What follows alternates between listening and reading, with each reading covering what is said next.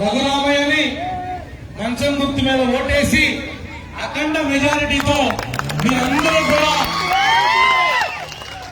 మీ యొక్క దీవెనలు, మీ యొక్క ఆశీస్సులు మనస్ఫూర్తిగా ఇచ్చి మంచి మెజారిటీతో గెలిపించి మరి రఘురామయ్య నాయకత్వంలో పేదవారికి ఇళ్లు, ఇళ్ల స్థలాలు, పెన్షన్లు, అన్ని విధాలుగా కూడా డ్రైనేజీలు, త్రాగునీరు, సాగునీరు అన్ని విషయాల్లో కూడా మేమందరం కూడా రఘురామయ్యకు అండగా ఉంటాము. తప్పనిసరిగా మరి ఈ రోజున మరి రమణ గారు, శేఖర్ గారు, మన బాలకృష్ణ గారు వీరందరూ కూడా ముగ్గురు త్రిమూర్తులు కలిసి నారాయణరావు గారి కుటుంబం ఏదైతే తెలుగుదేశం పార్టీ మరి కృష్ణ గారు, రెడ్డి అందరూ కూడా రాఘవ మిగిలినటువంటి సీనియర్ నాయకులు ఇంకొక ఆయన పెద్ద నెంబర్ గా పోటీ చేసిన ఆయన పేరండి చంద్రబాబు గారు. ప్రతి ఒక్కరూ అదే వారి నెంబర్ గారు అందరూ కూడా కృషి చేస్తున్నారు. మరి రఘురామయ్యకి తెలుగుదేశం పార్టీ తరఫున నిలబెడతాడని కానీ, ఇతనికి మనం సీట్ ఇస్తామని కానీ మనం అనుకోలేదు. అనుకోని సందర్భంలో అదృష్టం రఘురామయ్య యొక్క సుడి ఆ రకంగా కలిసి వచ్చి ఆడపిల్లలందరినీ మొత్తం మరి అందరి నాయకత్వంలో నా దగ్గరికి వచ్చి మాకు కావాలి, మేము నిలబడతా ఉంటే ఓకే గెలిపించుకోండి అని చెప్పి మనం ఇవ్వడం జరిగింది. ఏ రకంగా అది వచ్చిందో ఆ రకంగానే మీరందరూ కూడా కృషి చేయాల్సిన అవసరం మీ మీద ఉంది. మీ బాధ్యత. ఎందుకంటే మీ పిల్లవాడు మరి సెన్సియర్ గా ఒక సర్పంచ్ కాబోతున్నాడు. దానికి మీ అందరి యొక్క కృషి. కొన్ని పార్టీల వారు అంటే ఈ రోజు అధికారంలో ఉన్నటువంటి వారు మీకు అమ్మఒడి చేస్తాము, మీకు ఇళ్ల స్థలమేమో, మీ పెన్షన్ ఆపేస్తాము, మీకు డాక్రా ఓట్లేమో, మీకు అది చేస్తాము, ఇది చేస్తామని చెప్పి నమ్మ పలుకుతున్నారు, బెదిరిస్తున్నారు. అయ్యా నేను అడుగుతున్నా చూటుగా, నేను 50 ఏళ్ళు కాలనీలో పునాది వేసి కట్టించా. ఎవరికి కూడా ఒక్కరు కూడా దొంగతనంగా కానీ ఇంకో రకంగా కానీ ఉన్నవాడికి ఇవ్వరా. మిగిలిన అన్ని అక్కడ వచ్చేప్పుడు దాకా కూడా మీరు ఒక్క ఇళ్ళన్నా కట్టారా అని అడుగుతున్నా నేను. రోడ్లన్నీ పోసాడు బాలకృష్ణ గారు అబ్బాయి. 50 లక్షలు పెట్టుబడి పెట్టి ఏ ప్లాట్ఫామ్ ప్లాట్ ఎడబడ్డాం. 3 సార్లు రవి చేశా. ఒక బొయ్యి నాకు అప్పు చెప్పితే ఒకసారి కాదు, 2 సార్లు కాదు, 3 సార్లు పూడ్చా. మీ అందరూ కూడా తెలుసు. అక్కడ ఉంది నా పేరు మీదే కాలనీ. ఇలాంటి ప్రభుత్వాన్ని మనం చూడలేము. ఎవడైనా ఓటేస్తానంటే నీకు పెన్షన్ తీసేస్తానంటాడు. ఎవడైనా ఓటేస్తానంటే నీ పిల్లడు చదువుకున్నాడు, అమ్మఒడంతా నీకు ఈసారి అని బెదిరిస్తున్నాడు. అమ్మఒడేమన్నా నీ బాబు సొత్తా అని అడుగుతున్నాడు. అదేమన్నా నీ బాబు సొత్తా అని అడుగుతున్నాను నేను. అది ఎవరిని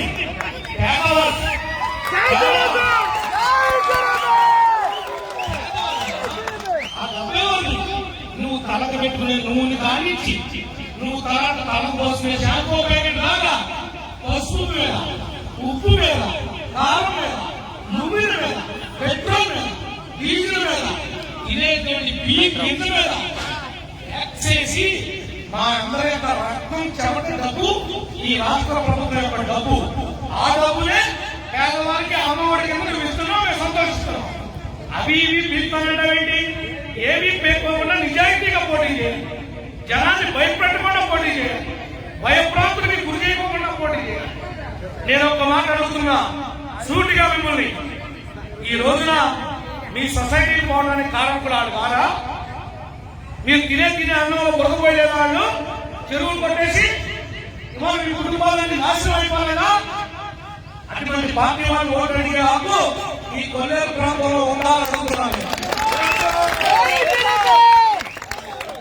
ఏం కొట్టేశారో, ఏం చేశారో ఇటువంటి పిల్లలు తెలియకపోవచ్చు. చిన్నవారికి పెద్దవారికి తెలియదా అని అడుగుతున్నా.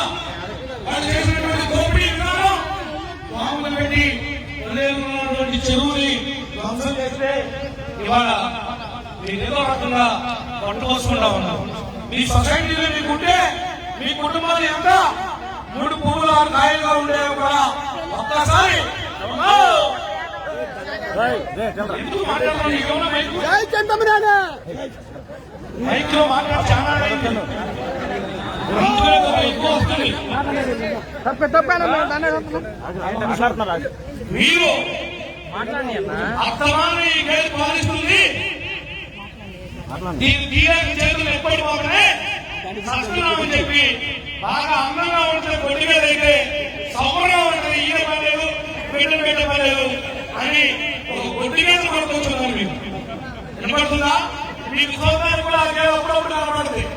ఇదివరకైతే పాడికైతే రోజు పాలే వాళ్ళ దూరం అది రోజు మీ ఇంటికి వచ్చేది. ఇప్పుడు ఈ కొద్దిగా చూడాలంటే అప్పుడప్పుడు కనపడుతుంది. అర్థమాలు పోలేదు. అర్థమైందా? మీరు చేసిన దానికి మరి ఈ రకమైనటువంటి పరిస్థితి వచ్చింది.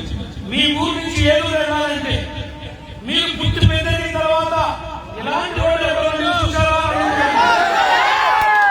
ఒక ఆడకూతురు కుటుంబంలో పెళ్లి వెళ్తుంటే పెళ్లి దగ్గరికి వెళ్ళేపాటే కలంతా రేగిపోయి ఇచ్చిలాగా దుమ్ము కొట్టేసి కాకుండా వచ్చి ఇంటికి అక్కడ వెళ్ళేపాటికి దుమ్ములు వచ్చాడు. ఈ చీర దుమ్మే, జాకెట్ దుమ్మే, దుమ్మే, చుట్టూ దుమ్మే. రాసుకుంటే కూడా మనిషి అయితే మనం దుమ్ము పరిస్థితి వస్తుంది. అలాంటి పరిస్థితులు మనం చూసామా అని మనం అడుగుతున్నాం. ఇలాంటి వాళ్ళు జనం అంటే లేదు, ఏ సంచారం లేదు, వాక్యాలు లేదు. అన్ని ఇప్పుడు వచ్చి నవరత్నాలు అన్నారు. ఏంటి నవరత్నాలు చెప్పాలని అడుగుతున్నా. ఆరోగ్యశ్రీ మీద ఎన్ని కుటుంబాలను ఆపరేషన్ చేయించామని చెప్పాలి. ఎంతమందికి ఈ రోజున కరోనా వచ్చి చనిపోతే ఏ కుటుంబాలను ఆదుకున్నామో అని అడుగుతున్నా. కరోనా పేరు మీద తాపీ పని లేదు, వ్యవసాయం పని లేదు. ఇళ్లలో మగ్గిపోతుంటే అప్పులు తీసుకుని జనం భిక్షాటన చేసే పరిస్థితికి వచ్చారు. ఎప్పుడైనా నువ్వు వచ్చి చేరుకుని బియ్యం పోషారా అని అడుగుతున్నా. ఈ రాష్ట్ర ప్రభుత్వం కానీ ఇక్కడ ఉన్నటువంటి ఎమ్మెల్యేలు కానీ ఎంపీలు కానీ మీరు ఎప్పుడైనా కనపడ్డారా? కరోనా అడుగుతున్నా. ఇలాంటి వ్యక్తులు మీరు కోరుకుంటున్నా అడుగుతున్నా నేను. మరలా మన ప్రభుత్వం వస్తుంది, మరలా ప్రభుత్వం వస్తుంది. మళ్ళీ 3 కోట్ల స్థాయిగా ఈ రాష్ట్రం ఉండాలి అంటే చంద్రబాబు కావాలి. నాయకత్వంలో గ్రామాల్లో ఎవరు తీసుకెళ్ళాలి. మీరు రఘురామయ్య అడుగులో అడిగేయండి, అఖండ మెజారిటీతో గెలిపించండి. మీరు రఘురామయ్య గెలుపు, మాదే పెళ్లికే మార్పు కావాలి. రఘురామయ్య గెలుపు, మాదే పెళ్లి మలుపు. రఘురామయ్య గెలుపు. ఈ విధానంలో మీరందరూ కూడా కోడలో ఉన్న, హైదరాబాద్ లో ఉన్న, బెంగళూరులో ఉన్న, చెన్నైలో ఉన్న మీ పిల్లల ఉద్యోగ రీత్యా, వ్యాపార రీత్యా, పరిపాలన రీత్యా వాళ్ళందరినీ కూడా పిలిపించండి. రూపాయి ఛార్జీలు ఖర్చులైతే మరి ఎవరు పెట్టుకుంటారు.